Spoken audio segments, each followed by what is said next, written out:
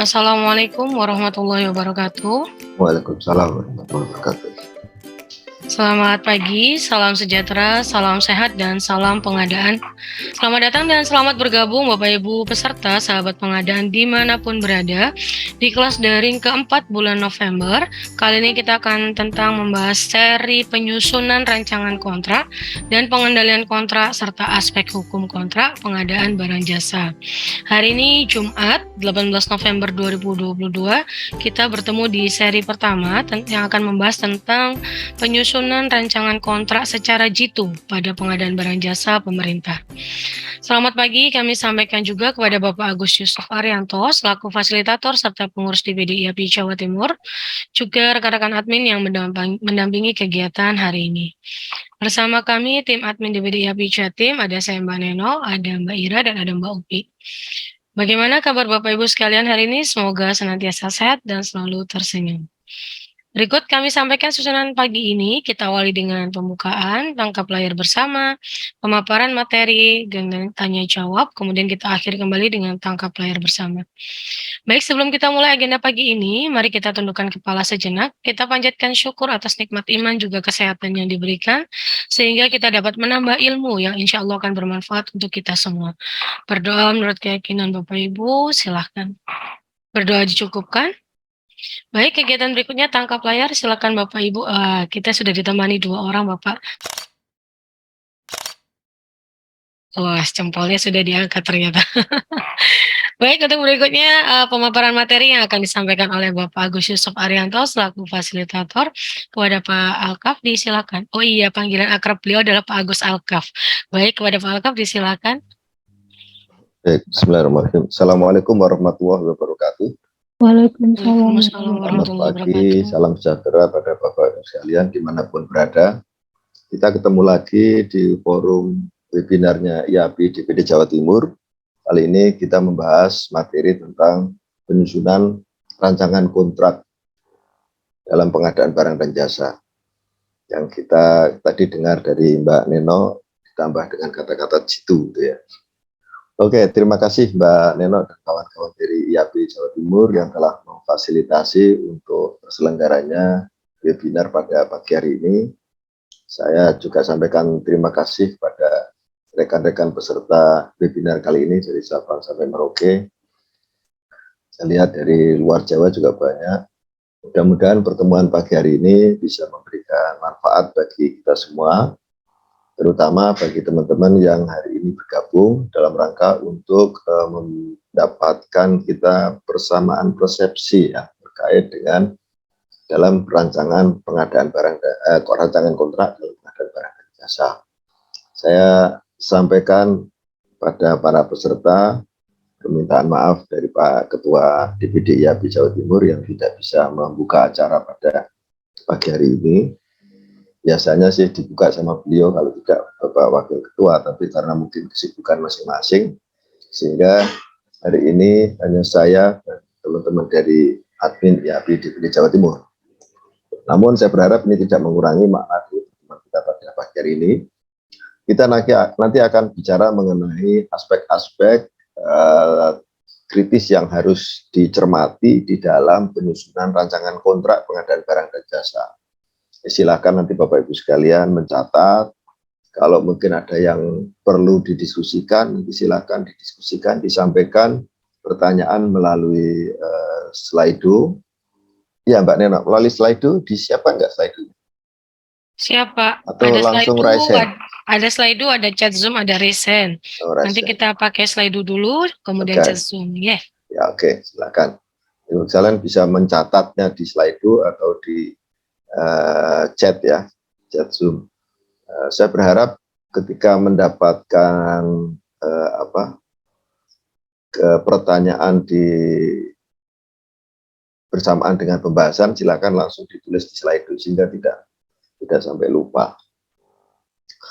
Baik Bapak Ibu sekalian, saya akan perkenalkan diri dulu. Nama saya Agus Yusuf Arianto. Tadi disampaikan oleh Mbak Neno, biasa dipanggil dengan Pak Alkaf karena memang itu nama panggung ya. Karena nama saya terlalu panjang sehingga sulit diingat. Gitu. Saya berharap dengan pendek itu lebih mudah diingat. Baik, Saya ahli pengadaan di DPD IAP Jawa Timur, juga pengurus IAP Jawa Timur. Saya juga narasumber di pengadaan barang dan jasa di LKPP. Saya adalah manusia Indonesia yang dibangun oleh LKPP untuk membantu LKPP meningkatkan kompetensi dalam pengadaan barang dan jasa. Namun pada akhirnya saya tidak hanya berkutat di pengadaan barang dan jasa pemerintah, tapi juga membantu swasta, ya, perusahaan maupun BUMN dan BUMD terkait dengan pengadaan barang dan jasa, terutama di lingkungan swasta, lingkungan non pemerintah. Saya juga banyak membantu teman-teman di BUMN dan BUMD untuk menyusun dokumen pengadaan maupun menyusun aturan terkait pengadaan barang dan jasa, termasuk pendampingan dalam proses pengadaan barang dan jasa. Nah, dalam pendampingan ini, sesuai dengan tugas yang saya terima dari LKPP, di mana saya ditugaskan sebagai salah satu anggota dari Property Advisor, ya, atau penasehat untuk pengadaan barang dan jasa, tapi khusus di lingkungan pemerintah dan BUMN serta BUMD, PLU. Baik, Bapak-Ibu sekalian, saya juga ditugaskan oleh IAPI DPD Jawa Timur sebagai pemberi keterangan ahli di dalam persidangan-persidangan tipikor. Sehingga saya seringkali ditugaskan oleh Pak Ketua untuk kalau ada permintaan pemberian keterangan ahli terkait kasus-kasus pengadaan barang dan jasa pemerintah. Jadi itulah sepak terjang saya di bidang pengadaan barang dan jasa pemerintah. Sedangkan keahlian lain, saya dulu adalah seorang aparatur sipil negara, seorang PNS yang kemudian resign, ya, atau pensiun pada tahun 2016. Baik, untuk mempermudah pembelajaran, saya akan menggunakan slide. Sila minta izin untuk saya share screen slide yang sudah saya siapkan. Ini sudah di-share ke peserta ya, Mbak? Perjalanan, Pak. Oh, masih perjalanan. Nah, kegiatan ini nanti lebih banyak kita diskusi, lebih banyak kita membahas hal-hal yang mungkin berkaitan dengan tugas atau kegiatan Bapak Ibu sekalian di instansi masing-masing. Baik, saya masuk ke materi penyusunan rancangan kontrak pengadaan barang dan jasa pemerintah secara jitu. Dasar hukum dari kontrak itu adalah KUH Perdata, ya, Kitab Undang-Undang Hukum Perdata. Ya, kitab yang mengatur tentang salah satunya masalah perperikatan atau berperikatan, berkontrak. Nah, karena ini kita membahas mengenai pengadaan kontrak pengadaan barang dan jasa, maka kita juga mengacu pada Peraturan Presiden Nomor 16 Tahun 2018 tentang pengadaan barang dan jasa pemerintah, yang kemudian ditindaklanjuti dengan Peraturan Kepala LKPP Nomor 12 Tahun 2021 sebagai tindak lanjut dari Peraturan Pemerintah Peraturan Presiden Nomor 12 Tahun 2021, yaitu perubahan terhadap Peraturan Presiden Nomor 16 Tahun 2018. Perubahan pertama, ya, karena sebentar lagi mau muncul perubahan kedua. Kemudian mendasari juga pada Peraturan Menteri PUPR Nomor 22 Tahun 2021 tentang penyelenggaraan jasa konstruksi. Saya masuk ke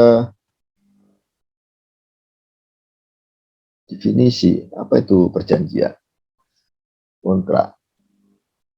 Perjanjian adalah suatu perbuatan antara satu orang atau lebih dengan orang lain yang saling mengikatkan diri, membuat perikatan. Sedangkan kontrak untuk pengadaan barang dan jasa adalah perjanjian tertulis antara PA, ya, pengguna anggaran atau kuasa pengguna anggaran, atau oleh BPK. Nah, ini yang perlu saya sedikit jelaskan, Bapak Ibu sekalian, bahwa sebetulnya kewenangan berperikatan yang terkait pengelolaan anggaran negara, BUMN, APBN maupun APBD, itu sebetulnya ada di pengguna anggaran atau kuasa pengguna anggaran. Ini undang-undang yang secara atributif memberikan kewenangan kepada PA atau KPA untuk melakukan perikatan yang akan membebani anggaran. Ya, kalau PPK itu dia ditugaskan. Oleh karena itu di Perpres 16 tahun 2018 ditegaskan di sana KPA dalam melaksanakan pengadaan barang dan jasa dapat menugaskan pejabat pembuat komitmen untuk melakukan tindakan yang menyebabkan keluarnya uang negara, uang belanja, atau juga melakukan perikatan dengan pihak lain, dengan penyedia. Jadi PPK boleh berkontrak kalau dia ditugaskan oleh PA atau KPA. Oleh karena itu di SK pengangkatan PA atau KPA, SK pengangkatan PPK, PA atau KPA harus menegaskan bahwa pengangkatan saudara selaku pejabat komitmen sekaligus bertugas melakukan tindakan yang dapat menyebabkan keluarnya uang belanja dan melakukan perikatan dengan penyedia. Jadi harus tegas. Kalau tidak ada statement itu di dalam pengangkatan PA atau KPA, di dalam pengangkatan PPK oleh PA atau KPA, maka seorang PPK tidak perlu dia melakukan perikatan. Dia cukup mengendalikan kontrak saja. Nah, dia membantu PA-KPA menyusun rancangan kontrak, menyusun spek, menyusun HPS, gitu ya. Menetapkan rancangan kontrak, menetapkan spek, menetapkan HPS. Nah, ini ya dasar untuk nanti diinput untuk menyusun rancangan kontrak. Tapi ketika berkontrak, nanti tidak dilakukan oleh PPK, tetapi dilakukan oleh PA. Kalau pengangkatan PPK oleh PA atau KPA, tidak ada klausul yang menyebutkan tentang penugasan berperikatan. Ini yang baru ya, sehingga beda dengan yang Perpres 54 tahun 2010. Kalau Perpres 54 tahun 2010 di ayat 3 kalau tidak salah, kalau tidak ayat 6. Ayat 6. Pasal 9 pasal 12 ditegaskan di sana bahwa pejabat pembuat komitmen sekaligus mendapatkan kewenangan, memiliki kewenangan untuk melakukan perikatan. Jelas di situ. Tapi sejak Perpres 16 tahun 2018, redaksinya dirubah sesuai dengan ketentuan Undang-Undang 30 tahun 2014 tentang administrasi pemerintah. Jadi tidak boleh PA atau KPA yang secara atributif itu memiliki kewenangan melakukan tindakan yang menyebabkan keluarnya uang belanja dan melakukan perikatan, kemudian ini didelegasikan ke orang lain, itu tidak boleh.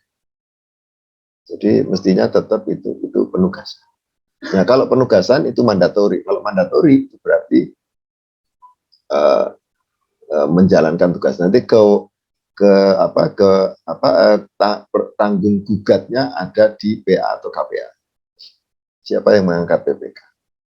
Nah, begitu pemahamannya. Oleh karena itu, kalau Anda ditugaskan selaku menjadi pejabat berkomitmen dan akan menandatangani kontrak, maka saran saya di atas tanda tangan Anda di kolom tanda tangan yang harus Anda tanda tangani, ketika ada tanda tulis itu pejabat pembuat komitmen, maka di atasnya saran saya ditulis atas nama pengguna anggaran, kalau yang mengangkat saudara itu pengguna anggaran, atau atas nama kuasa pengguna anggaran, kalau yang mengangkat Anda itu kuasa pengguna anggaran.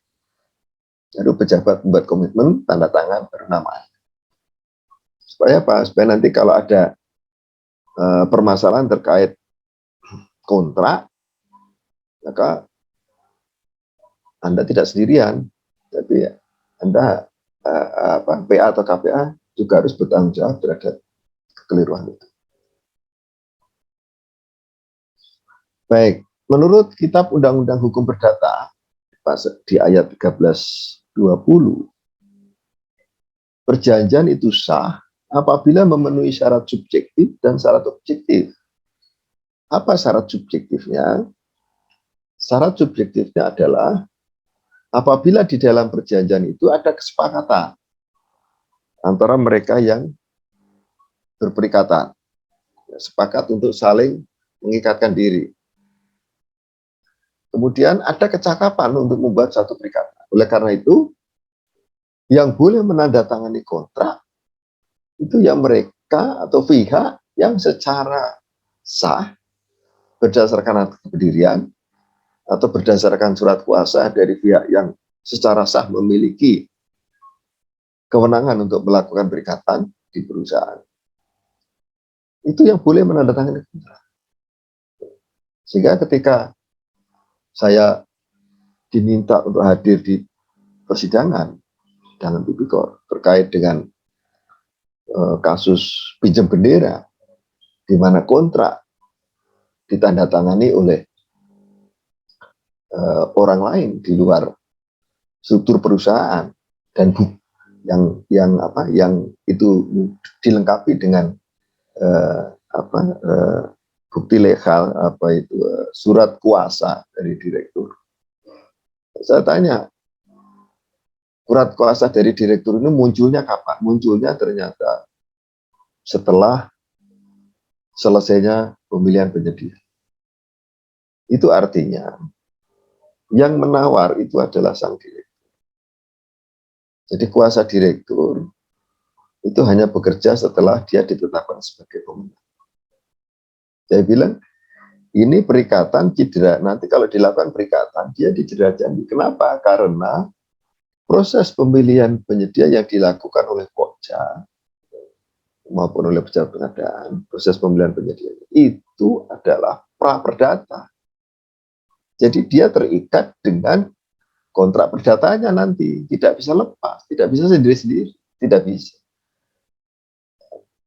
Karena apa? Pokja, tindakan Pokja memilih penyedia itu adalah tindakan Pokja dalam rangka untuk menjamin BPK yang akan berperikatan itu bahwa pihak yang akan bertanda tangan atau berkontak atau berperikatan dengan BPK memenuhi kecakapan untuk membuat suatu perikatan. Nah, ini yang seringkali tidak dipahami oleh aparat penegak hukum. Tidak dipahami juga oleh teman-teman Pokja bahwa tugas dia sebetulnya adalah menjamin kepada BPK bahwa orang atau pihak yang dia pilih dari proses pemilihan penyedia itu adalah pihak yang memenuhi kecakapan. Kecakapan adalah kecakapan di dalam hal melaksanakan pekerjaan yang akan diikat oleh BPK ya, sebagai pokok perjanjian. Pokok perjanjian sebagaimana tertuang di dalam poin 3 ini. Jadi syarat objektifnya perikatan itu harus ada satu pokok persoalan. Apa persoalannya? Pokok persoalannya. Paket pengadaan. Spesifikasi teknis. Ya, harga penawaran. Itu adalah pokok persoalan yang akan disepakati di dalam perjanjian. Kemudian syarat objektif yang kedua adalah ada suatu sebab yang tidak terlarang. Jadi tidak boleh ada proses yang dilanggar atau prosedur yang dilanggar atau tindakan itu melanggar ketentuan peraturan perundangan yang lain. Jadi prosedurnya harus jelas. Karena itu kan kalau terjadi proses kontrak, seringkali aparat penegak hukum dia lari ke depan. Apakah proses sampai munculnya kontrak itu ada proses yang dilarang, yang tidak memenuhi ketentuan peraturan perundang-undangan. Nah ini yang banyak sekali variasi-variasi kejadian-kejadian yang terkait dengan masalah ini. Contoh misalnya, ternyata pihak yang ditetapkan sebagai pemenang oleh Pokja itu dia terblacklist, ya, sudah terblacklist, tapi tidak muncul di daftar blacklist nasional sehingga tidak bisa dipantau oleh Pokja, tetapi PPK mengetahui bahwa ternyata dia di blacklist sebelum tanda tangan kontrak, udah batalin. Ya. Kenapa? Karena di dalam proses pemilihan penyedia itu ada ketentuan bahwa penyedia menyatakan tidak sedang di blacklist, tidak sedang kena blacklist, tetapi ternyata dia menyembunyikan. Nah, ada kebohongan yang dia lakukan. Nah, itulah kebohongan itu sesuatu yang tidak boleh. Jadi itu yang bisa menjadi dasar kenapa PPK kemudian menolak misalnya seperti itu. Atau prosesnya, sehingga ketika proses pemilihan itu sudah selesai, maka PPK boleh melakukan review. Dia review lagi, dia melihat apakah proses perjalanan pelaksanaan pemilihan kemarin itu memang sesuai dengan persyaratan yang dia minta, calon penyedianya itu. Apakah yang ditawarkan itu sesuai dengan yang dia minta, karena itu nanti masuk ke pokok persoalan yang akan diperjanjikan. Itu harus dicek oleh BPK untuk memastikan bahwa syarat subjektif dan syarat objektif yang diawali dari proses pemilihan penyedia itu memang terpenuhi sebelum kontrak ditandatangani. Ini kan kenapa ada Pokja, kenapa ada BPK yang memiliki kewenangan masing-masing, itu kan dalam rangka untuk kontrol, ya, rentang kendalinya itu dalam rangka untuk controlling, supaya ada saling mengingatkan. Nah, seringkali teman-teman, kemarin saya juga sempat mendampingi teman-teman Pokja, mereka bersitegang dengan PPK karena perbedaan persepsi. Nah, harusnya ini disamakan persepsi, samakan persepsinya. Nah, ternyata memang betul pemahaman PPK bahwa penyedia memang pemahamannya keliru, ya, dalam rangka untuk menjaga supaya proses penandatanganan kontrak itu nanti betul-betul benar memenuhi pokok persoalan yang akan diperjanjikan. Kemudian pembatalan perjanjian, pembatalan perikatan. Ya, ini ada di pasal 1320 masih, ya. Pembatalan perjanjian terjadi manakala syarat-syarat sahnya perjanjian sebagaimana pasal 1320 tadi, syarat subjektif dan syarat objektifnya itu tidak terpenuhi. Kemudian perjanjian tidak memenuhi syarat subjektif dapat dimintakan pembatalan kepada. Kalau dia tidak memenuhi syarat subjektif, tidak memenuhi syarat subjektif tadi, yaitu kesepakatan para pihak untuk mengikatkan diri, kemudian kecakapan itu tidak terpenuhi, maka bisa dimintakan pembatalan oleh hakim. Ya.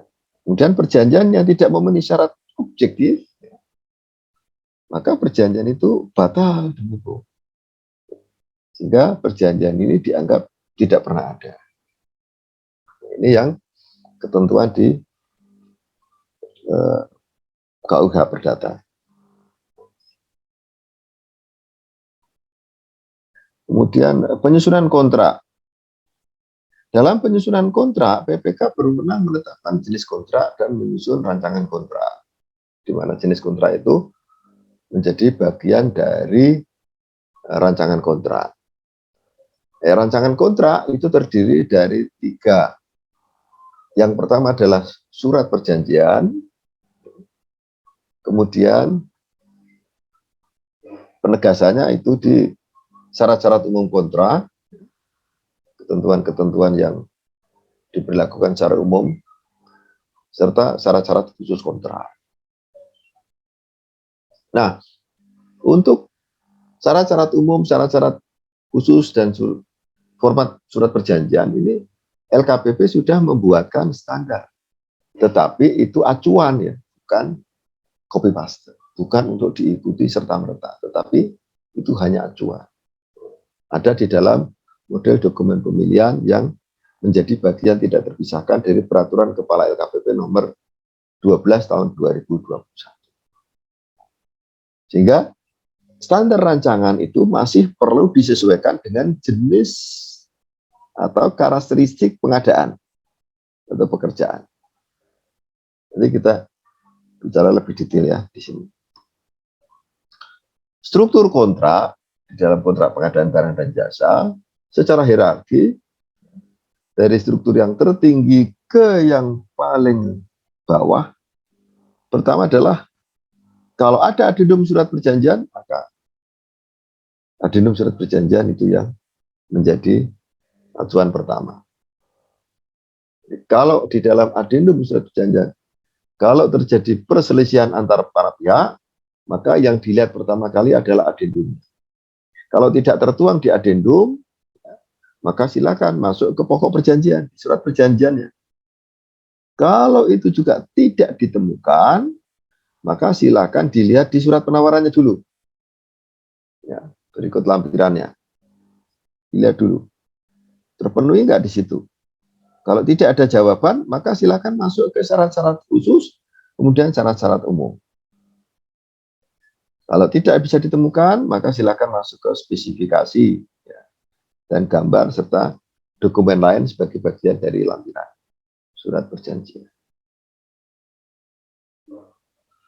Kemudian dokumen kontrak dibuat untuk saling menjelaskan satu sama lain, dan jika terjadi pertentangan antara ketentuan dalam suatu dokumen, maka yang diacu adalah ketentuan yang lebih tinggi berdasarkan urutan hierarki.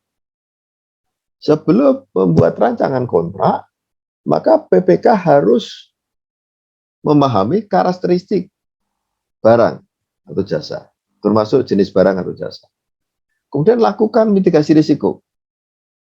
Ya, hal-hal yang mungkin akan mengganggu atau menyebabkan kegagalan pekerjaan atau tidak terlaksananya kontrak.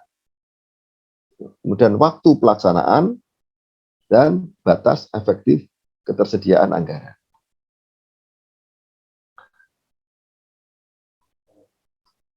Rancangan kontrak. Dalam penetapan rancangan kontrak, tujuannya adalah penyusunan rancangan kontrak sebagai pedoman bagi pokja pemilihan dalam proses. Jadi rancangan kontrak akan dijadikan oleh pokja pemilihan sebagai pedoman untuk melaksanakan proses pemilihan. Ya.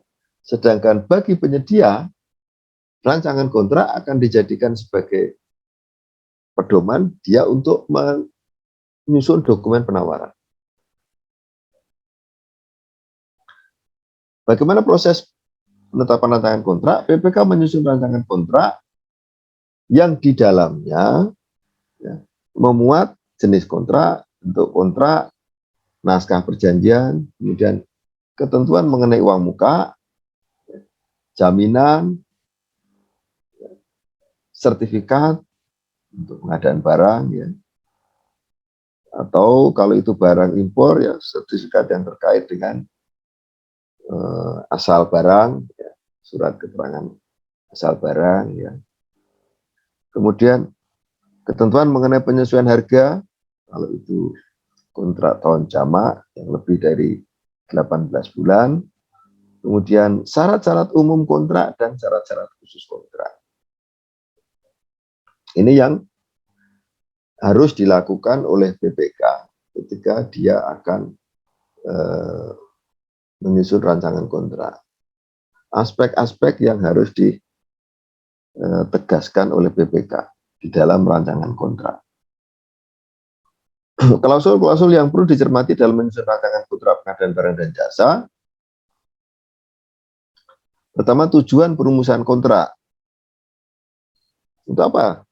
Tujuannya untuk pedoman tadi ya. Kemudian untuk pedoman bagi pokja, untuk pedoman bagi penyedia. Kemudian pedoman pengikatan antara PPK dengan penyedia. Oleh karena itu, nanti kalau sudah terpilih penyedia, ketika akan bertanda tangan kontrak, yang boleh dilakukan oleh PPK adalah melakukan finalisasi. Finalisasi tidak boleh merubah kontrak. Tidak boleh. Finalisasi hanya validasi. Artinya, mengisi ketentuan-ketentuan kontrak yang belum, yang dirancangkan kontrak itu belum ditegaskan. Misalnya, nama penyedia masih kosong di rancangan kontrak, diisi. Nama badan usaha, nomor NPWP, alamat penyedia, dan nomor rekening kalau itu dibutuhkan. Itu yang diisi. Tapi tidak boleh merubah substansi kontrak. Tidak boleh. Ya, kecuali memperpendek jangka waktu pelaksanaan kontrak. Ya, karena kontrak kalau mengikuti jangka waktu yang ditetapkan oleh PPK beda dengan penawaran dari penyedia. Jadi PPK menyatakan pelaksanaan pekerjaan 6 bulan, tapi penyedia menawar dengan 4 bulan. Boleh. Tapi di kontraknya harus dirubah. Di draft kontraknya jangan ditulis 6 bulan, tapi ditulis 4 bulan. Sesuai dengan rencana pelaksanaan pekerjaan, jadwal pelaksanaan pekerjaan yang ditawarkan oleh penyedia. Hanya itu yang boleh dirubah. Di luar itu tidak boleh. Ya, karena seringkali ini muncul masalah juga. Tahapan perumusan kontrak, persiapan perumusan kontrak itu mengidentifikasi dokumen perencanaan dan standar dokumen pemilihan. Menetapkan jenis pengadaan, memilih jenis dan bentuk kontrak sesuai ketentuan yang berlaku. Baru kemudian setelah didapatkan pemahaman itu, baru kemudian disusunlah rancangan kontrak. Ya.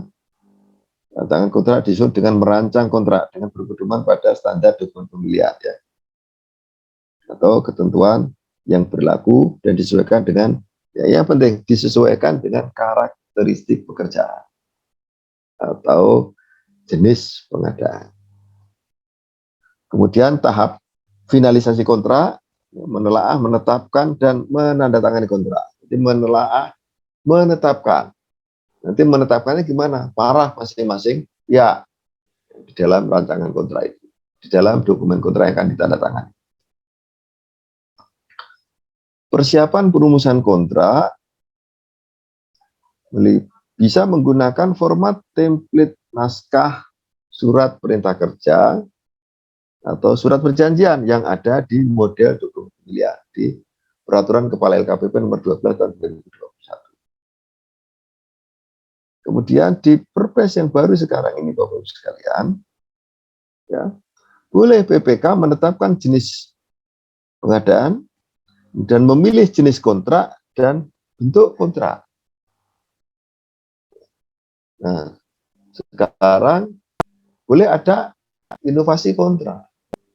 Jadi PPK boleh melakukan inovasi kontrak, tapi ini masih debatable, ya, karena banyak PPK yang tidak berani melakukan inovasi kontrak karena takut nanti dipermasalahkan oleh auditor. Jadi pada akhirnya teman-teman untuk jenis kontrak atau kontraknya itu ya menggunakan kontrak yang sudah ada di model dokumen pemilihan. Kemudian dokumen pendukung, dokumen perencanaan yang terdiri dari RUP, spesifikasi teknis, gambar-gambar, desain, ya, kemudian daftar kuantitas dan harga. Itu sebagai dasar untuk kita menyusun rancangan kontrak. Penyusunan rancangan kontrak dilaksanakan pada tahap persiapan pengadaan oleh pejabat berkomitmen, ya, yang isinya itu rancangan kontrak mengikuti standar yang sudah dibuatkan oleh LKPP, ya. Tapi tidak harus diambil serta-merta lah, apa artinya seperti itu. Silakan disesuaikan dengan kebutuhan. Nah, ini sudah. Jenis kontrak ada 5 jenis kontrak: lumsum, harga satuan, gabungan lumsum dan harga satuan, kontrak payung. Nah, ada kontrak biaya plus imbalan. Kemudian ada kontrak putar kunci dan kontrak waktu penugasan.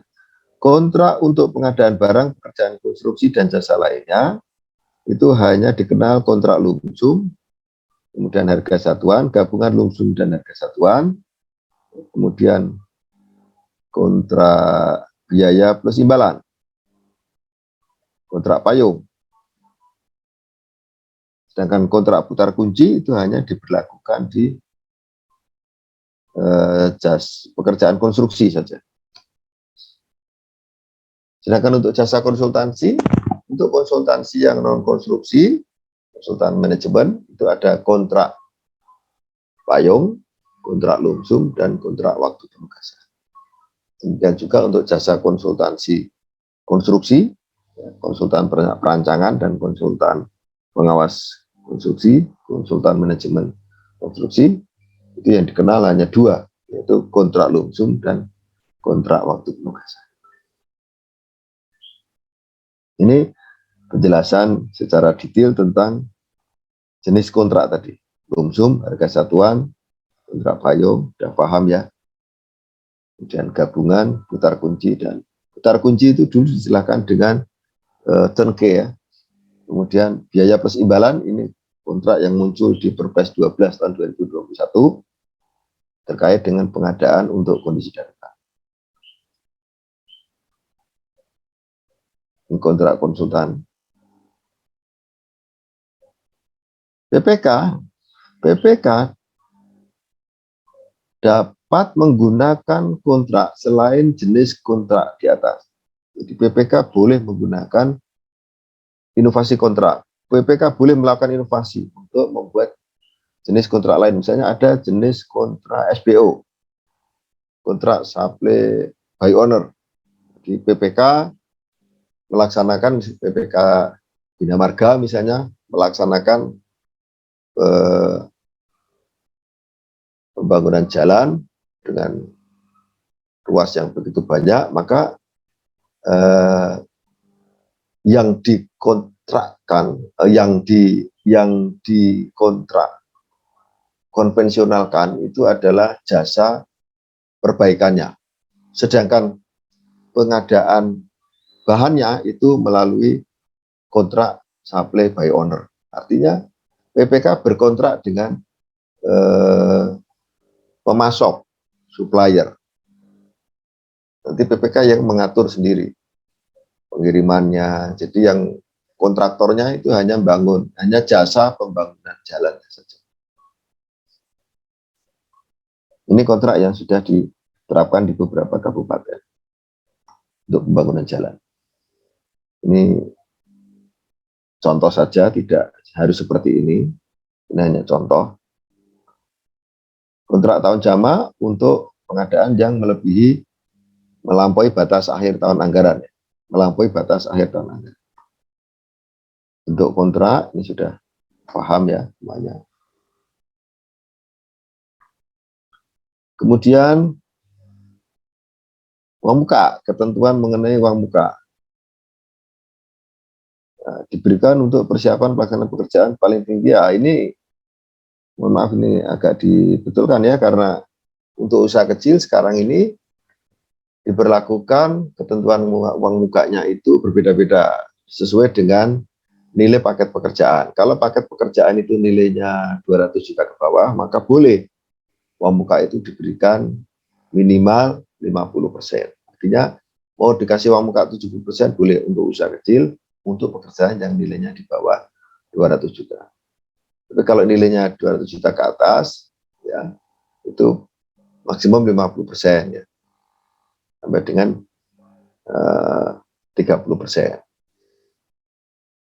Kalau nilainya di atas 2,5 miliar, itu baru 30% maksimal. Kalau usaha non kecil dan jasa konsultansi, itu maksimum 20%. Sedangkan untuk kontrak tahun jamak itu maksimum 15%. Nah, Ketentuan mengenai uang muka itu harus dituangkan oleh BPK di dalam rancangan kontrak. Jangan lupa, kalau BPK mau kasih uang muka, silakan sebutkan. Di dalam rancangan kontrak disebutkan bahwa BPK akan memberikan uang muka maksimum sekian persen. Misalnya begitu. Misalnya kontrak untuk pengadaan langsung akan diberikan uang muka maksimum 60%, boleh. Karena ada tidaknya fasilitas uang muka yang akan diberikan oleh BPK itu akan mempengaruhi nilai penawaran. Itu akan menjadi bagian dari hal yang akan dikompetisikan oleh antar pelaku usaha yang ikut di dalam tender.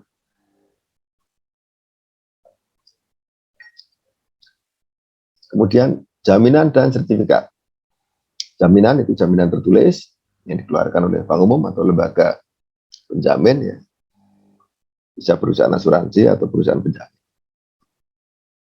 Sifatnya unconditional, masih sama, tidak ada perubahan. Ada jaminan yang harus ditegaskan oleh BPK di dalam kontrak, yaitu jaminan pelaksanaan, jaminan uang muka, dan jaminan pemeliharaan. Ya. Yang jaminan penawaran dan jaminan jangka banding itu bukan kewenangan BPK, tapi kewenangan Pokja. Sehingga karena ini kita bicara mengenai kewenangan BPK, saya tidak bicara jaminan penawaran dan jaminan jangka banding. Yang saya bicarakan adalah jaminan pelaksanaan, jaminan uang muka, dan jaminan pemeliharaan. Jaminan pelaksanaan itu diberlakukan untuk pekerjaan yang nilainya di atas 200 juta, ya. Di atas 200 juta. Dengan ketentuan untuk pekerjaan yang bukan terintegrasi itu 5% dari kontrak nantinya. Atau kalau nilai kontraknya nanti, nilai penawaran dia di bawah 80% HPS, maka Pokja biasanya akan memberikan catatan untuk disampaikan kepada BPK bahwa jaminan pelaksanaannya nanti akan diberlakukan 5% dari HPS, itu nanti dituangkan di dalam finalisasi kontrak. Nilai jaminan pelaksanaannya berapa, itu dituangkan di dalam finalisasi kontrak. Tapi di rancangan kontraknya cukup ditulis bahwa jaminan pelaksanaan adalah 5% dari kontrak. Kalau diberlakukan jaminan pelaksanaan, karena tidak semua pekerjaan itu harus diberlakukan jaminan pelaksanaan. Kalau misalnya nanti pengadaan itu melalui surat pesanan, ya nggak perlu jaminan pelaksanaan. Beli mobil dengan surat pesanan melalui katalog, nilainya misalnya 500 juta, ya nggak usah jaminan pelaksanaan. Nilainya 5 miliar, nggak usah jaminan pelaksanaan. Karena pengadaannya sudah melalui jasa. Atau pengadaan jasa lainnya yang asetnya itu dikuasai oleh pengguna. Ya, Bapak sewa gedung kantor, nggak usah nanti minta atau di dalam rancangan kontraknya dituangkan penyedia harus memberikan jaminan pelaksanaan, tidak perlu, karena kalau memang jasa lainnya itu asetnya dikuasai oleh, ada aset penyedia yang dikuasai oleh pengguna. Saya sewa kantor, sewa kantor kan gedungnya dikuasai oleh pengguna, ditempati oleh pengguna. Ya, nggak usah minta jaminan pelaksanaan. Tapi kecuali misalnya Bapak mau membuat pekerjaan interior desain, jasa lainnya, jasa desain interior misalnya, ya itu bisa diberlakukan jaminan pelaksanaan. Kemudian konsultansi tidak perlu jaminan pelaksanaan. Jaminan uang muka, nah, jaminan uang muka silakan kalau memang PPK mensyaratkan berencana memberikan uang muka, maka di dalam rancangan kontrak disebutkan. Apabila penyedia mengajukan uang muka, maka wajib memberikan jaminan uang muka. Pencairan uang muka dapat dilakukan setelah penyedia menyerahkan jaminan uang muka. Sebutkan di dalam SSUK, Mas, sudah, bahwa nilai jaminan uang muka adalah senilai uang muka yang disetujui. Dan nanti disebutkan di dalam SSKK, syarat-syarat khusus kontraknya di dalam syarat-syarat khusus kontrak, silakan PPK menegaskan di situ. Ya, pengembalian uang muka apakah secara proporsional atau sekaligus, gitu kan? Penyedia menyerahkan jaminan uang muka. Nah, saya sering menyarankan Bapak Ibu sekalian, PPK, tolong nanti kalau Bapak menyetujui dengan pemberian uang muka, dalam SSKK, tolong Bapak sebutkan bahwa PPK, jaminan uang muka harus diterbitkan dari bank umum setempat misalnya. Kenapa? Karena untuk mempermudah proses klaim. Karena kalau menggunakan asuransi seringkali klaimnya susah. Gitu. Nggak apa-apa, nggak masalah. Boleh. Berikan aja di dalam SSKK untuk mengantisipasi supaya risiko itu tidak ada di kita. Ya, tidak ada di BPK. Jaminan pemeliharaan. Nah, jaminan pemeliharaan, kalau itu pekerjaan, jenis pekerjaan yang membutuhkan masa pemeliharaan, silakan. Terbit ini BPK memasukkan klausul mengenai jaminan pemeliharaan. Berapa nilainya? 5% dari kontrak. Atau diganti dengan uang retensi. Jadi sebetulnya jaminan pemeliharaan itu adalah uang retensi. Penangguhan pembayaran senilai 5% dari nilai kontrak. Tapi kalau penyedia setelah pekerjaan selesai, dia menerima uang retensi, maka dia harus memberikan jaminan pemeliharaan yang nilainya sama, 5% dari kontrak. Ini untuk pekerjaan konstruksi dan jasa lainnya. Jadi kalau jenis pengadaan kita pengadaan barang, tidak perlu masukkan klausul jaminan pemeliharaan. Tapi kalau pekerjaan kita jasa lainnya, hati-hati. Jasa lainnya ini mensyaratkan masa pemeliharaan tidak di speknya PPK. Kalau di speknya PPK, ya, penyedia harus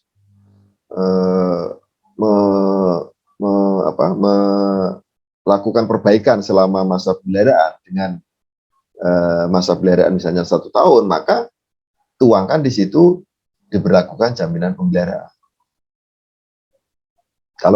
Kalau barang kan tidak, pekerjaan konstruksi juga begitu ya. Masa pemeliharaan masa berlakunya jaminan pemeliharaan ya mengikuti masa pemeliharaan.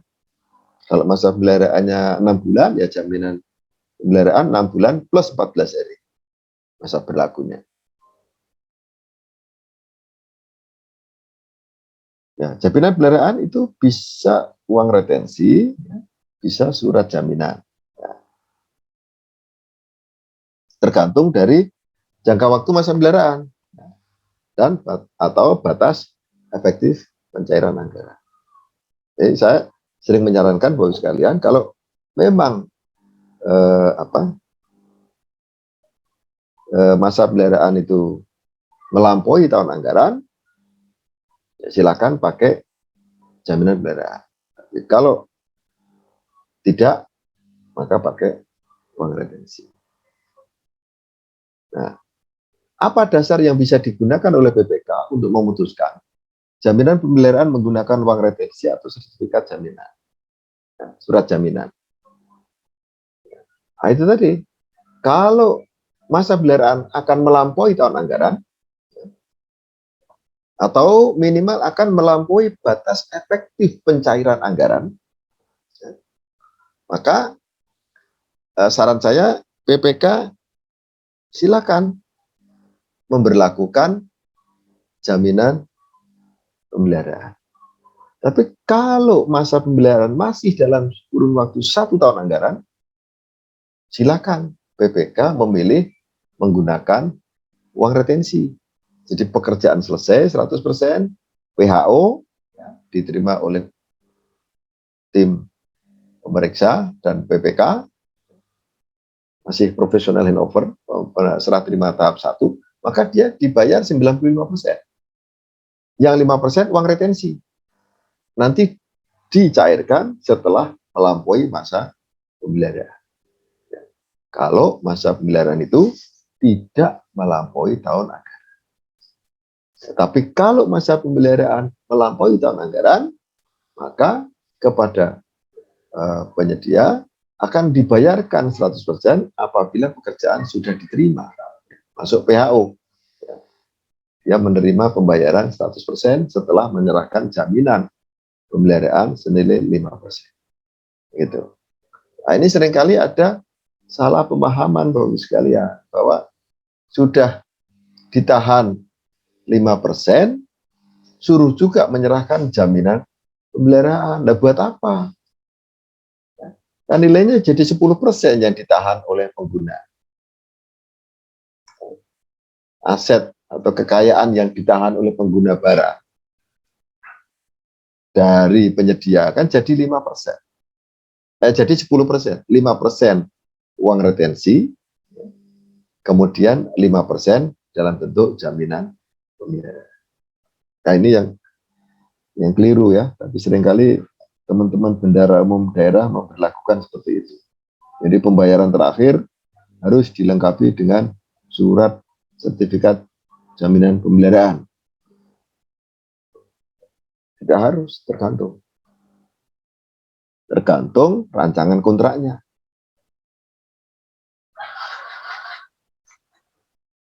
Nah, apa keunggulan dari masing-masing bentuk jaminan tersebut? Retensi dan surat jaminan. Ya. Surat jaminan pemeliharaan. Keunggulan dari retensi, kalau ketika kita sebagai PPK memutuskan bahwa tidak perlu jaminan pemeliharaan kalau pekerjaan sudah selesai, tapi ditahan 5%, maka secara otomatis penyedia ketika dia menyusun dokumen penawaran, dia tidak memasukkan biaya untuk mengurus jaminan pemeliharaan. Ya, karena pembayaran dia akan ditangguhkan 5%. Sehingga jaminan pemeliharaan tidak nilai penawaran menjadi lebih rendah.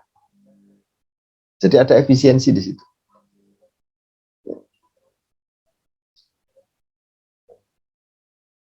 Tapi kalau kita menerapkan, PPK menerapkan jaminan pemeliharaan setelah pekerjaan selesai, maka penyedia pasti ketika dia menawar, dia akan memasukkan biaya untuk mengurus jaminan pemeliharaan sebagai bagian dari komponen biaya yang akan diperhitungkan di dalam penawaran. Jadi itu yang akan menjadi pertimbangan PPK ketika dia menyusun rancangan kontrak. Jadi itulah mestinya yang dijadikan dasar PPK untuk menetapkan apakah kita mau pakai jaminan pemeliharaan itu pakai uang retensi atau jaminan atau surat jaminan. Kemudian sertifikat garansi itu untuk pengadaan barang ya.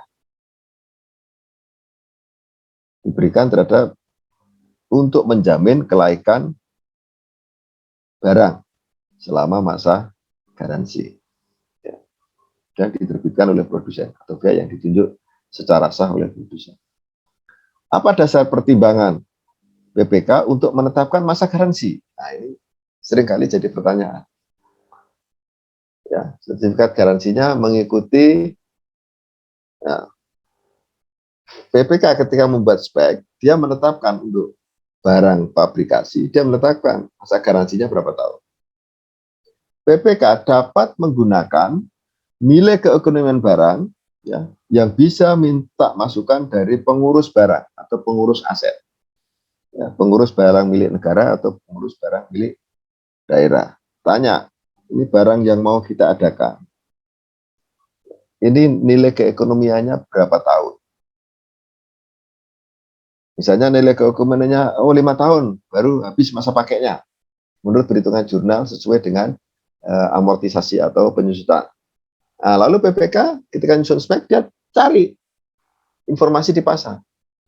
Apakah memang ada barang atau produsen yang berani memberikan jaminan senilai 5 tahun selama 5 tahun. Nah, kalau ada ya sudah masukkan di dalam spesifikasi. Ya. Nanti kalau ditanya oleh di unwishing ditanya oleh peserta tender disebutkan. Kenapa saya menyebutkan 5 tahun? Karena hasil perhitungan amortisasi yang pengurus barang menyebutkan bahwa masa keekonomiannya itu 5 tahun. Sehingga begitu nanti barang itu sudah diterima, dimanfaatkan, nilai usianya 5 tahun, penyedianya sudah bebas, tidak ada kaitannya dengan penyedia, kemudian barang ini masa garansinya sudah habis, ya, kita bisa usulkan untuk beli barang-barang. Ini untuk menjamin supaya selama 5 tahun itu kelaikan kehandalan barang itu dijamin oleh pihak pabrikan. Kemudian bisa mencari best practice terhadap barang. Survei pasar mencari. Bagaimana kalau ternyata masa keekonomiannya menurut pengurus barang 5 tahun, tapi di pasar masa garansi yang paling banyak, paling tinggi itu 3 tahun, ya sudah, kita ambil 3 tahun. Kita nggak mungkin paksakan 5 tahun, nggak ada yang nawar nanti. Penyesuaian harga, eskalasi itu untuk kontrak tahun jamak yang nilainya masa berlaku kontraknya lebih dari 18 bulan, dan penyesuaian harga itu diberlakukan pada bulan ke-13 setelah pelaksanaan kontrak atau setelah adendum kontrak ditandatangani. Jadi itu penyesuaian harga. Tapi kalau tahun tunggal tidak boleh. Nah, ini sering pertanyaan, Pak, ini harga-harga naik gara-gara BBM naik. Gimana, Pak? Tidak boleh, karena ini tahun tunggal, tidak boleh ada penyesuaian harga. Ya, karena klausul itu tidak muncul di rancangan kontrak atau di kontrak. Jadi di rancangan kontraknya, tolong Bapak Ibu sekalian, di SSUK biarkan aja. Di SSUK biarkan aja ketentuan mengenai penyesuaian harga, biarkan saja. Di SSKK-nya ditegaskan tidak ada penyesuaian harga. Itu aja, ditulis saja, tidak ada penyesuaian harga. Jadi sehingga kita lebih mudah ya nanti membuat rancangan kontrak. Nah, bagaimana ketentuan penyesuaian harga hanya diberlakukan untuk kontrak yang menggunakan jenis kontrak harga satuan atau kontrak waktu penugasan untuk konsultan, atau kontrak gabungan, tapi hanya diberlakukan untuk bagian pekerjaan yang menggunakan kontrak harga satuan, jenis kontrak harga satuan, gitu ya. Kemudian tata cara perhitungannya dicantumkan dalam dokumen pemilihan atau berbanyak, ya, dimunculkan di dalam dokumen pemilihan. Tapi biasanya di SSUK sudah ada itu tata cara perhitungan. Berlaku bagi seluruh mata pembayaran kecuali keuntungan. Nah, ini nanti ada di SSUK, sudah tertuang secara jelas di situ. Tinggal dijelaskan saja di dalam SSKK nanti kalau mau ada penyesuaian harga, di SSKK-nya dijelaskan kapan mulai berlaku. Sejak tanggal penandatanganan 13 bulan terhitung sejak tanggal penandatanganan kontrak, ya. Atau 13 bulan terhitung sejak adendum kontrak ditandatangani. Untuk pekerjaan, untuk penyesuaian harga barang yang pekerjaannya mengalami adendum.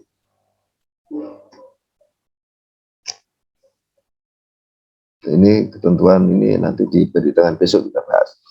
Material on-site Bapak sekalian, tolong kalau memang PPK berniat untuk menghitung prestasi pekerjaan termasuk di dalamnya adalah material yang sudah dikirim oleh peserta atau yang sudah didatangkan oleh penyedia, maka itu tuangkan di dalam rancangan kontrak. Material apa saja yang boleh dihitung sebagai progres pekerjaan, sebagai bagian dari progres pekerjaan. Jadi misalnya kita bangun gedung nih, pakai tiang pancang. Kalau dia sudah mendatangkan tiang pancang, boleh. Pakai lift sudah didatangkan, boleh dihitung. Ya, boleh dihitung, tetapi dia hanya boleh dihitung sesuai dengan progresnya. Jadi jangan dihitung keseluruhan. Jadi misalnya kalau lift jangan dihitung 50, jangan dihitung 100%, tapi silakan dihitung 50% atau 70% lah. Yang 30% itu adalah biaya pemasangan. Jadi dilihat pada persentase, berapa banyak persentase dari harga itu yang akan digunakan untuk melakukan pemasangan dan akan digunakan untuk melakukan pengadaan barangnya itu sendiri. Jadi BPK harus menghitung seperti itu. Jadi tidak boleh misalnya penyedia sudah mendatangkan tiang panjang, kemudian minta dibayar, nanti di pelaksanaan kontraknya tidak boleh dibayar kalau memang di ketentuan rancangan kontraknya material onset itu tidak diberlakukan. Dan Bapak Ibu sekalian, silakan dipilih barang-barang, bahan-bahan yang itu tidak berisiko. Barang-barang fabrikasi misalnya. Itu pun cari barang fabrikasi tidak berisiko. Semen itu barang fabrikasi, tapi saran saya jangan dihitung sebagai material onsite. Kalau memasukkan material onsite, jangan dimasukkan semen itu. Karena apa? Risikonya besar semen itu. Semen kalau terlambat pakai, dia akan membantu. Ya, nanti akan mengganggu konstruksi.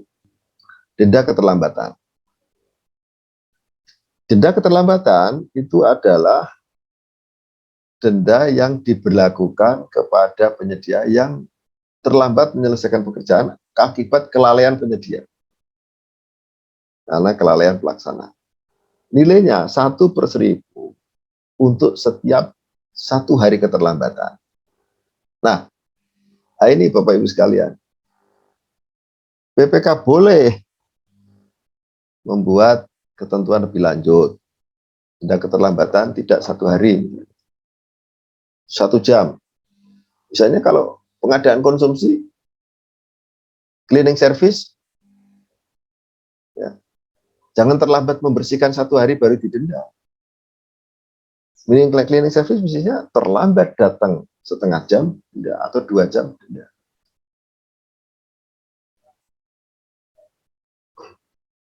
Ini seringkali ini tidak diperhatikan oleh perhitungan nilai denda dari keseluruhan nilai kontrak atau dari bagian kontrak yang belum selesai. Nah, ini seringkali jadi perdebatan. Denda itu adalah kompensasi yang harus dibayar oleh pelaksana. Kompensasi yang harus diterima oleh pengguna, bukan oleh PPK, oleh pengguna. Sebagai akibat keterlambatan memanfaatkan hasil pekerjaan. Dia dikenakan denda. Jadi sebetulnya ini kan kalau di dalam kitab undang-undang hukum perdata, ini sebetulnya adalah sanksi imaterial. Sebetulnya. Jadi kemanfaatan yang tertunda itu dikenakan denda. Jadi silakan nanti yang Bapak yang ahli hukum mungkin lebih paham gitu ya. Nah, ini dari nilai kontrak atau nilai bagian kontrak. Kalau PPK menganggap atau merumuskan bahwa penyelesaian pekerjaan, penyerahan pekerjaan dapat dilakukan secara parsial, bagian per bagian, maka silahkan dendanya dari bagian pekerjaan yang belum selesai. Bagian kontrak yang belum selesai. Tapi kalau di dalam kontrak, di dalam rancangan kontrak, spesifikasi yang disusun oleh BPK itu menetapkan bahwa pekerjaan bisa diterima kalau keseluruhan pekerjaan selesai, maka silakan dendanya dari nilai kontrak. Gitu. Kemudian pembayaran denda. Nah, kalau di SSKK dan SSUK disebutkan bahwa pembayaran denda dilakukan dengan cara pemotongan dari nilai tagihan. Tapi bisa juga kalau PPK mau membayar penuh, tapi dendanya nanti dibayar dari sebelum surat tagihan. Tetapi sesuai ketentuan di dalam peraturan lembaga 12/2021, denda itu diambil dari pemotongan nilai tagihan. Walaupun denda itu bisa skenario bisa dari 2 skenario tadi. Ini karakteristik denda ya. Bagaimana pengenaan denda itu diberlakukan. Sudah saya jelaskan tadi. Bagaimana dengan keterlambatan pemeliharaan hasil pekerjaan? Perlukah diberlakukan denda? Ya, kalau keterlambatan pemeliharaan itu mempengaruhi kemanfaatan, ya kenakan denda dari nilai pemeliharaan, bukan dari nilai kontrak. Ya, kalau denda akibat keterlambatan dalam masa pemeliharaan. Kemudian klausul mengenai keadaan KH sudah tertuang di dalam SSK. Kalau mau dituangkan di dalam SSKK biasanya nggak ada sih. Mau silakan kalau PPK punya ketentuan tambahan yang itu perlu dituangkan. Misalnya keterlambatan akibat kegagalan industri misalnya, pemasok barang misalnya. Nah, kalau terjadi keadaan kahar, maka PPK menuangkan di dalam rancangan kontrak ketentuan mengenai keadaan kahar. Ya, bisa diberhentikan kontrak itu secara permanen atau kontrak diberhentikan sementara. Dan dapat melampaui tahun anggaran. Pemberian kesempatan. PPK boleh menuangkan, tetapi tidak boleh merencanakan ya. Jadi misalnya pemberian kesempatan akan diberlakukan selama 1 minggu, tidak boleh. Jelaskan saja nanti di dalam adendum. Baik, itu penjelasan singkat saya tentang rancangan kontrak yang Bapak Ibu sekalian bisa mendiskusikan secara lebih lanjut. Silakan Mbak Neno, mungkin ada yang pertanyaan atau yang ingin bertanya. Memang LKPP sudah membuat standar atau acuan, tetapi itu bukan acuan untuk diikuti serta-merta, gitu maksud saya. Jadi silakan disesuaikan dengan karakteristik pekerjaan, memperhatikan risiko, mitigasi risiko, kemungkinan. Seperti tadi saya jelaskan, uang muka kalau di perpresnya, uang muka itu boleh berasal dari perusahaan asuransi, perusahaan penjaminan, atau dari bank umum. Nah, tapi kalau Bapak Ibu sekalian membuat rancangan kontrak, saya sarankan tegas saja, uang muka, jaminan uang muka harus dari bank umum setempat misalnya. Supaya Pak, untuk mengantisipasi dari bank umum, untuk mengantisipasi supaya nanti kalau ada masalah, penyedianya sudah mencairkan uang muka, kemudian dia wan prestasi, itu jaminannya bisa segera kita cairkan dan kita kembalikan ke kas negara atau ke kas daerah. Itu. Itulah beberapa klausul yang harus kita perhatikan secara sungguh-sungguh ketika kita menyusun rancangan kontrak. Jadi rancangan kontrak itu memang betul-betul harus keluar dari produknya pejabat pembuat komitmen dengan memperhatikan karakteristik ya, barang dan jasa yang akan diadakan, waktu pelaksanaan pekerjaan, memperhatikan itu, kemudian memperhatikan juga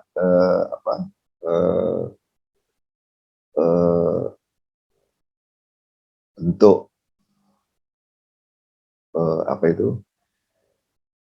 penjaminan dari hasil pekerjaan. Itu yang harus kita fokuskan ketika kita merumuskan rancangan kontrak. Rancangan kontrak itu memang sudah ada syarat-syarat umum kontrak, ya, draft syarat-syarat standar syarat-syarat umum kontrak. Ya, detailnya itu di syarat-syarat khusus kontrak.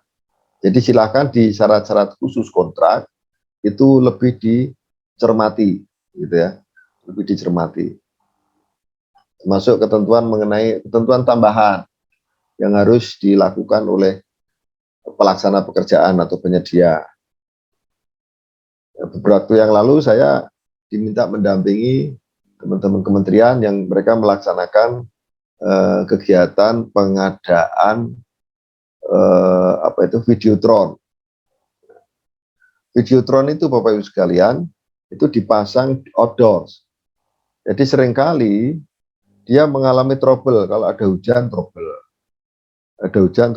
Jadi tampilan Videotron itu tiba-tiba separuh mati, separuh nyala. Nah, ini bagaimana membuat rancangan kontrak yang bisa menjamin bahwa Videotron itu harus nyala terus. Saya bilang di dalam rancangan kontrak ditegaskan, ya, layanan purna jual ditegaskan di situ, bahwa penyedia harus memiliki tenaga teknis di kota atau di lokasi di mana Videotron itu ditempatkan, ya, di dekat lokasi di mana Videotron itu ditempatkan. Dan layanan purna jual harus dilakukan oleh penyedia dalam waktu 1 kali 3 jam atau 1 kali 12 jam. Jadi begitu dilapuri 12 jam kemudian paling lambat sudah harus dibetulkan nyala kembali. Kalau nggak begitu nanti ya itu sudah beli dipasang, ada hujan tinggal separuh yang nyala, ya kan? Marah nanti pengguna. Jadi itu dituangkan di dalam rancangan kontrak, ditegaskan di dalam rancangan kontrak. Dari mana menegaskan rancangan kontrak itu? Dari hasil kita mereview spek yang dibuat di awal tadi oleh BPK. Jadi ketika menyusun rancangan kontrak juga harus memperhatikan spesifikasi teknis gitu ya, persyaratan teknis yang diminta oleh BPK gitu loh. Jangan asal ngambil dokumen SSUK, SSKK yang ada di dokumen pemilihan, di model dokumen pemilihan. Nanti terjebak kita. Nanti kalau sudah baru setelah pekerjaan jalan, Videotron dipasang, baru kita bingung loh, nggak bisa. Nah, ternyata dokumen rancangan kontrak kita itu. Jadi gini Bapak Ibu sekalian, rancangan kontrak itu disusun oleh BPK ya, dengan dasar ini merupakan strategi BPK untuk mengoptimalkan pengadaan barang dan jasa yang akan dilaksanakan, paket pekerjaan yang akan dilaksanakan, supaya memiliki nilai manfaat yang paling optimal, baik sekarang maupun ke depan. Kan ketika kita buat rancangan kontrak ini, sertifikat garansi masa berlakunya 5 tahun. Ketika nanti kita sudah ketemu penyedianya, dia menawarkan barang, dia akan mengirimkan barang sudah dikirim, sudah dibayar, itu kontrak belum berakhir. Kontrak menjadi berakhir kalau masa garansinya 5 tahun itu sudah terlampaui. Nah, baru itu close kontrak. Kalau istilah di pengadaan internasional itu namanya ada istilah kontrak komplit, jadi komplit kontrak sama close kontrak.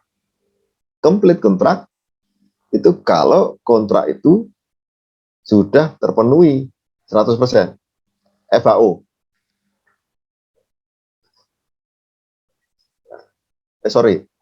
PHO itu komplit kontrak. Tapi ketika sudah melampaui masa pemeliharaan itu close kontrak. Atau masa pemeliharaan itu komplit kontrak pertama. Nah, komplit kontrak. Kemudian bisa melampaui, bisa close kontrak kalau kinerjanya sudah selesai. Kan ada umur bangunan. Umur bangunan 10 tahun atau 15 tahun. Ketika muncul di dalam rancangan kontrak, Anda menyebutkan bahwa umur bangunan yang dikerjakan minimal adalah 10 tahun, maka kontrak itu akan berlaku sampai dengan 10 tahun. Belum berakhir kontrak itu. Walaupun pekerjaan sudah selesai, penyediaannya sudah dibayar lunas. Tapi kalau dalam jangka waktu 10 tahun ada kegagalan bangunan, maka penyediaannya boleh diminta pertanggungjawaban untuk menyelesaikan.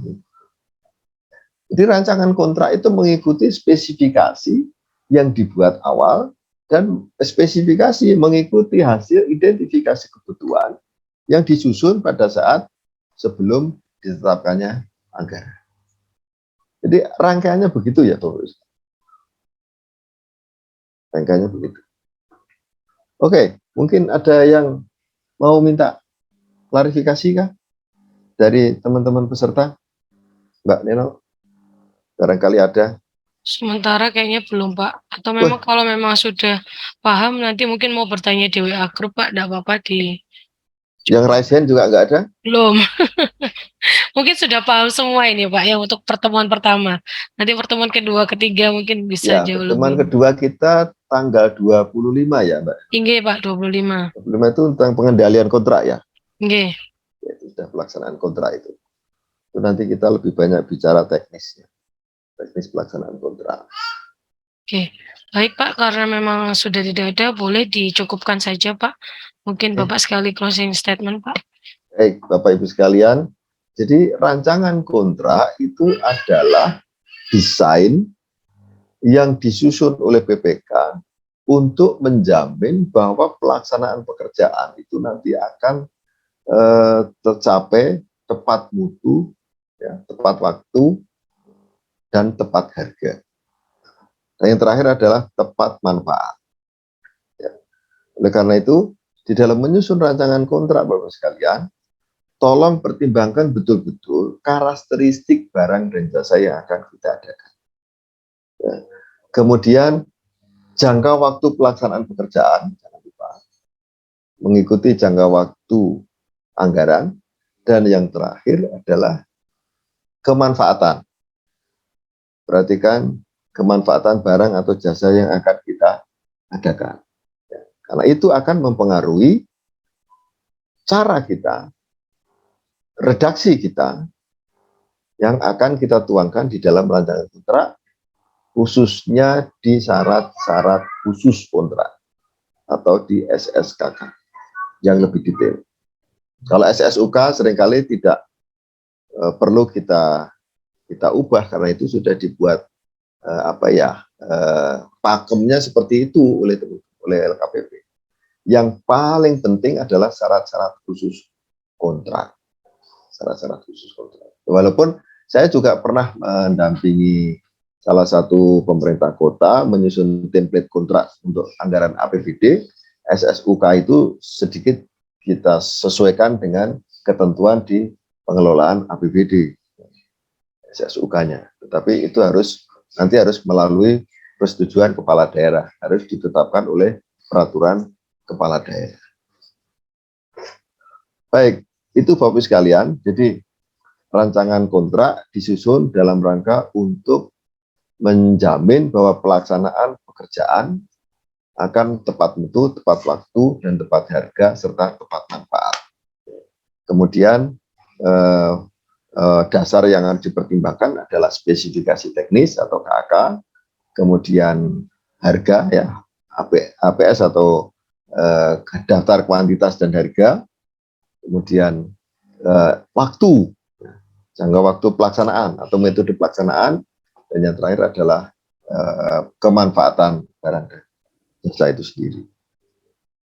Oke, saya kira itu Bapak Ibu sekalian yang bisa saya sampaikan, mudah-mudahan bermanfaat ya, untuk Bapak Ibu semua, dan saya minta maaf kalau di dalam pelaksanaan penjelasan mungkin ada yang kurang jelas atau ada yang kurang pas.